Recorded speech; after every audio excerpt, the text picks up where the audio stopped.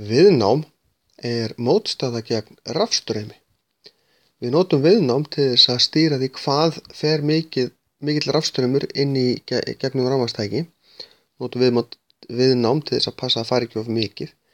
Viðnám eru líka notuð í ljósaperum til þess að búa til ljós, því að þá fara rafeindirnar að troðast yfir viðnámið. Við það myndast hiti og þá myndast ljós í glóðarperum. Við notum viðnám líka í dimmerum, þar að segja þá erum við komið með breytilegt viðnám. Þá getum við aukið viðnámið og þá minnkar ljósmagnið sem kemur af því að rafstraumurinn minnkar sem fer í gegnum perurnar. Viðnám er líka notað í svona hækka- og lækkatökkum og hljóðflutningstækjum. Þá getum við hækkað hljóðið með því að auka rafstrauminn sem fer í gegn eða lækkað með því að minnka rafstrauminn.